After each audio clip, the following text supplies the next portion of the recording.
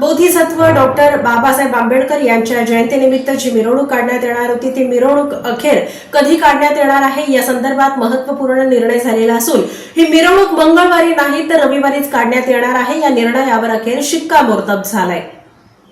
Doctor Babasaheb Ambedkar यांच्या जयंतीनिमित्त काढण्यात येणाऱ्या पारंपरिक मिरवणुकीबाबत अखेर रविवारीच आयोजन करण्यावर शिक्कामोर्तब करण्यात आले आहे। भारतरत्न डॉक्टर बाबासाहेब आंबेडकर मध्यवर्ती जयंती उत्सव समितीच्या विश्वस्तांनी पत्रकार परिषदेत ही माहिती दिली। पूर्वी जाहीर केल्याप्रमाणे मंगळवार दिनांक 21 एप्रिल ऐवजी रविवार दिनांक 19 एप्रिल 2026 रोजी भव्य मिरवणूक काढण्यात येणार आहे। लोकभावना लक्षात घेऊन हा निर्णय घेण्यात आल्याचे विश्वस्त राजाभाऊ सरवदे व राजाभाऊ इंगळे यांनी स्पष्ट केले। पोलीस प्रशासनाशी झालेल्या चर्चेनंतर मिरवणुकीसाठी काही महत्त्वाचे नियम निश्चित करण्यात आले आहेत। मिरवणुकीत एक बेस एक टॉप क्लिअर साऊंड हा नियम बंधनकारक असेल।